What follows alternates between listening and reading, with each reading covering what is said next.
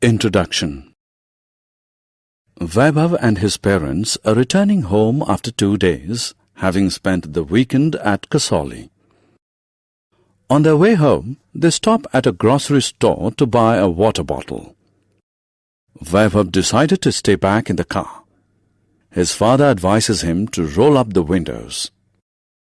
After a while, Vaibhav feels breathless and suffocated. He immediately rolls down the windows of the car to let in fresh air. In this lesson, you will learn about air and its importance. Objectives. At the end of this lesson, you'll be able to state the characteristics of air, explain the importance of air for all living beings, list the uses of air. Characteristics of air. Air is all around us. All living things breathe in and breathe out air continuously. But we cannot see it. We can only feel it. Air has no color, taste, or odor. Air has weight. Take an inflated balloon and weigh it.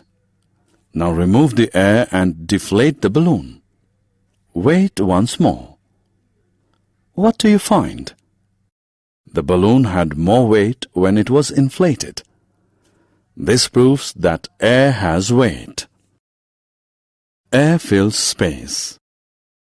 Take a balloon and blow air into it. The balloon expands in size. Now prick the balloon with a pin. What do you see? The air inside the balloon escapes through the hole. The balloon becomes flat. This proves that air fills space. Importance of air. Air supplies human beings with oxygen, which supports life. Plants take carbon dioxide from air to make their food. Animals also depend on the oxygen present in the air for survival. Uses of air. Moving air is known as wind. Wind moves clouds and causes rains. Wind helps sailboats and gliders to move. The power of wind is used to generate electricity. Wind power helps pump water. Summary. Let us summarize what we have learned. Air has no taste, color, or odor. Air has weight and fills space.